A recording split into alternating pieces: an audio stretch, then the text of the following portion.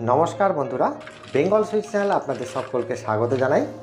আজকে আমি আপনাদেরকে দেখাবো মেলাতে যে কাঠি নিমকি পাওয়া যায়, সরু সরু টাইপের যে নিমকিটা পাওয়া যায়, আপনারা নিশ্চয়ই সকলেই দেখেছেন বা খেয়েওছেন।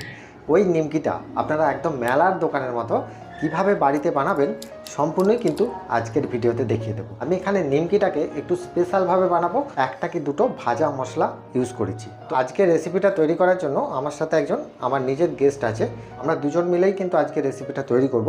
তাহলে চলুন শুরু করি আজকের এই রেসিপি। তাহলে সবার প্রথমে মেলার এই কাঠি নিমকি বানানোর জন্য আমি এখানে ময়দা ব্যবহার করছি। ময়দাটা আমি মেজারিং কাপের মাধ্যমে নিচ্ছি, এখানে 3 কাপের মতো নেব। 3 কাপ মানে এখানে 300 থেকে 350 গ্রামের মধ্যেই কিন্তু হবে। আচ্ছা, ময়দার ভেতরে যে উপকরণগুলো আছে সেগুলো কিন্তু আমি দেবো। তার আগে আপনাদেরকে দেখিয়ে দিই আমার যে গেস্ট আছেন। আচ্ছা, উনি হচ্ছেন আমার শালিকা হন। তো আজকে আপনাদের সামনে রেসিপিটা আমরা দুজনে মিলেই তৈরি করব। নমস্কার, আমি পিয়ালি। প্রথমে দিচ্ছি স্বাদ মতো লবণ, এবার দিয়ে দিচ্ছি হাফ চামচ জোয়ান, কালো জিরে দিচ্ছি হাফ চামচ। ময়ানের জন্য কিন্তু এখানে সাদা তেলটা ব্যবহার করছি। আপনারা চাইলে প্রফেশনাল ক্ষেত্রে আপনারা ডালডা ঘিও ইউজ করতে পারেন বা গাওয়া ঘিও ইউজ করতে পারেন। এবার এখানে দিয়ে দিচ্ছি আমি 3 টেবিল চামচ সাদা তেল।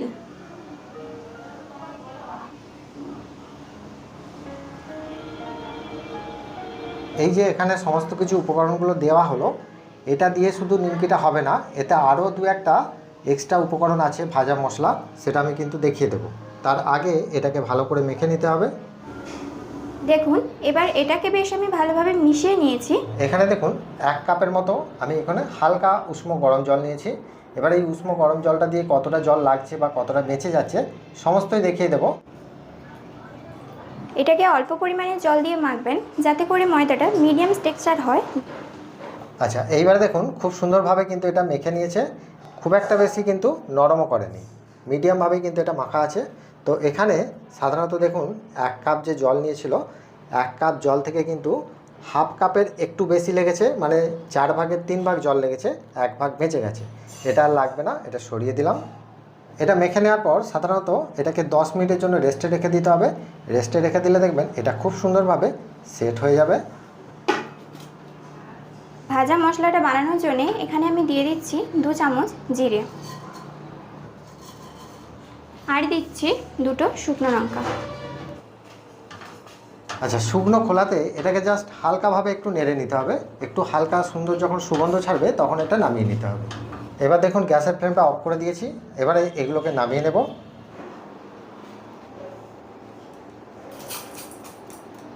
আচ্ছা, ভাজা মশলাটা একটু ঠান্ডা হয়ে যাওয়ার পর এটাকে ভালো করে গুঁড়ো করে নিতে হবে, তবে দেখতে হবে যে যেন খুব মিহি করে গুঁড়োটা করা হয়। ডোটা যে আমি রেস্টে রেখেছিলাম, এবার এটাকেই আমি এখানে নিয়ে নিচ্ছি। এবারে দেখুন এখানে যে গুঁড়ো মশলাটা আমি করেছিলাম, ভাজা মশলাটা, সেটা ভালো করে আমি গুঁড়িয়ে নিয়েছি। এখানে আমি হাফ চা চামচের মতো দেব, আর বাকিটা কিন্তু রয়ে গেছে, এটা আমি মশলার সাথে মাখিয়ে দেব সবার শেষে। এখানে হয়তো ভাববেন যে এই মশলাটা আগেও তো দেওয়া যেতে পারতো। অবশ্যই দেওয়া যাবে, কারণ প্রথমে ওটা দেওয়া যায় মাখার সময়, অথবা এরকম লাস্টেও কিন্তু এটা মেখে নেওয়ার সময় দেওয়া যায়, দুটোতেই কিন্তু কোনো সমস্যা হবে না। এবার এটাকে বেশ ভালোভাবে আমি মাখিয়ে নেব। একটু ভালোভাবে মাখলে দেখবেন খুব ভালোভাবেই মিশে গেছে। এটা মেখে নেওয়ার সময় যখন দেখবেন এটা ভালোভাবে মিশছে না ভাজা মশলাটা, একটু এরকমভাবে হালকা একটু ছিঁড়ে ছিঁড়ে মেখে নেবেন, দেখবেন এটা ইজিলি কিন্তু এর মধ্যে মিশে যাবে। এবারে এটা মেখে নেওয়ার পর আমি এটাকে এই জায়গাটার মধ্যে নিয়ে নিলাম। এবার এই কাঠি নিমকি বানানোর জন্য আমি কিন্তু এটাকে 4টে ভাগে ভাগ করছি। এবারে প্রত্যেকটা ভাগকে আমি খুব ভালো করে পাকিয়ে নেব। এটা বেলে নেওয়ার জন্য আমি এখানে কর্নফ্লাওয়ার বা অ্যারারুটটা ব্যবহার করছি। আপনারা চাইলে এখানে ময়দা দিয়েও কিন্তু বেলে নিতে পারেন, তবে অ্যারারুট বা কর্নফ্লাওয়ার দিয়ে বেললে কী হবে, এটা গায়ে গায়ে লেগে যাবে না।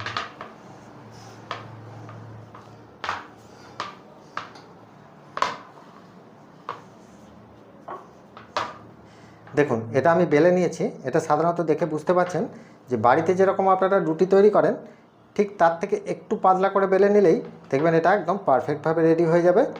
আচ্ছা, এইভাবে কিন্তু বেলে নিয়ে আমি এইভাবে রেখে দিচ্ছি।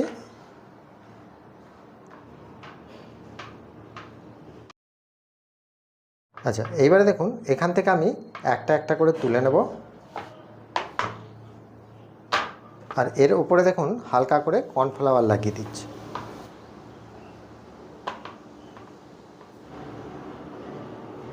আচ্ছা, এখানে অ্যারারুট বা কর্নফ্লাওয়ারটা দেবেন কারণ আমি একসাথে প্রসেসটা দেখাবো যেটা প্রফেশনালভাবে তৈরি হয়, সেই জন্যই কিন্তু এটা করা হচ্ছে।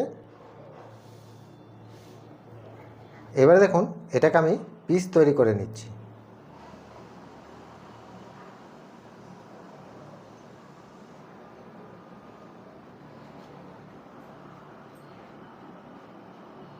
আপনারা যদি সাধারণত কোনো ব্যবসা করার জন্য বা প্রফেশনালভাবে এটা করতে যান, সেক্ষেত্রে কী হবে, এক পিস করে যখন আপনি কাটবেন সেটা কি হবে, অনেকটা টাইম আপনাদের বেশি লেগে যাবে। আর যদি প্রফেশনাল পদ্ধতির মাধ্যমে আপনারা তৈরি করেন তাহলে আপনাদের সময়টা বাঁচবে। এবার দেখুন এখান থেকে আমি এগুলোকে একটু সাইড করে রাখলাম। আচ্ছা, পিসটাকে কিন্তু আপনারা একটু সরু সরু করে করবেন, তাহলে কিন্তু এটা খেতে ভালো লাগবে।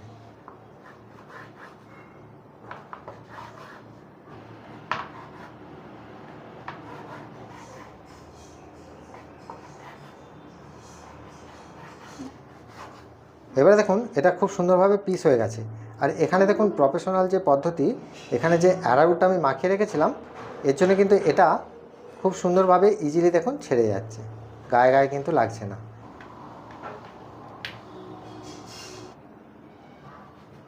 বাকিগুলো আমি পিস তৈরি করে নিয়েছি। এবার এইখানে একটা সবথেকে জিনিস বেশ ভালো লাগলো, এটাতে কর্নফ্লাওয়ার দেওয়ার কারণে একটাও দেখুন লেগে যাচ্ছে না, সবগুলোই বেশ ছাড়া ছাড়া হয়েছে। এগুলোকে আমরা ভেজে নেব। ভেজে নেওয়ার জন্য এখানে আমি সাদা তেলটা বসিয়ে দিলাম। দেখতে পাচ্ছেন একটা কি দুটো ছেড়ে দেওয়ার পর যে খুব সুন্দরভাবে কিন্তু এটা ওপর দিকে ভেসে উঠছে, তার মানে বুঝবেন যে তেলের টেম্পারেচারটা এখানে পারফেক্ট আছে।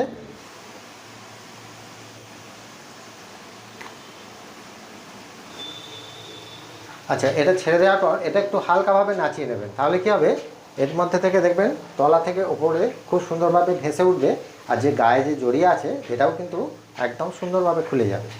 আর এই সময় কিন্তু গ্যাসের ফ্লেমটাকে মিডিয়ামে রাখবেন, খুব বেশি বাড়ানোর দরকার নেই। এবারে মিডিয়ামে রেখে এটাকে হালকা করে ভেজে নিতে হবে। এটা ভাজতে এমন কিছু বেশি টাইম লাগবে না। আচ্ছা, এবারে দেখুন এটা খুব সুন্দর করে আমি লাল লাল করে ভেজে নিয়েছি। এরকম লাল হয়ে গেলেই আমি কিন্তু এটা তুলে নেব।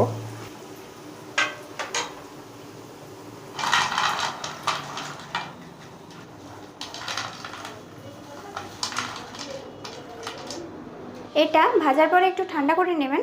প্রথমেই ভাজা মশলাটা যে বানিয়েছিলাম ওটাই দিয়ে দিচ্ছি 1 চামচ। এরপর দিচ্ছি গোলমরিচের গুঁড়ো, যে আমি বিট লবণ, 1 চা চামচ মতো চিনির গুঁড়ো। চিনির গুঁড়োটা কিন্তু এখানে সম্পূর্ণ অপশনাল, কারণ দেখুন প্রফেশনাল ক্ষেত্রে চিনির গুঁড়োটা দেওয়া হয় না। তবে আপনারা যদি বাড়িতে একটু মিষ্টি মিষ্টি ঝাল ঝাল পছন্দ করেন সেক্ষেত্রে চিনির গুঁড়োটা আপনারা অ্যাড করে দিতে পারেন। এবার আমি ভাজা মশলাটা ছড়িয়ে দিচ্ছি। এবার এটাকে বেশ ভালোভাবে মাখিয়ে নেব।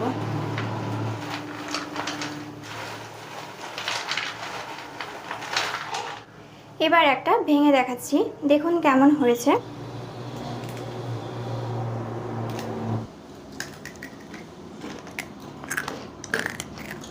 দারুণ খাস্তা, দারুণ খাস্তা, দারুণ খাস্তা, দারুণ খচখচে হয়েছে। তোমরাও বাড়িতে বানাও।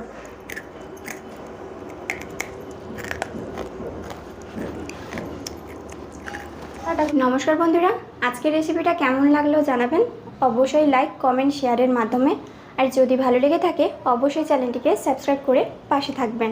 আমার একটা রেসিপির চ্যানেল আছে পিয়ালি বেঙ্গলি কিচেন, আপনারা চাইলে ফেসবুক আর ইউটিউব থেকে একবার ভিজিট করে আসতে পারেন। ওখানে বিভিন্ন রকম রান্নার ভিডিও আমি শেয়ার করে থাকি। ওনার চ্যানেলের নাম হচ্ছে পিয়ালি বেঙ্গলি কিচেন। ভালো থাকবেন, সুস্থ থাকবেন, দেখা হচ্ছে আবার অন্য কোনো মিষ্টি রেসিপি নিয়ে। নমস্কার।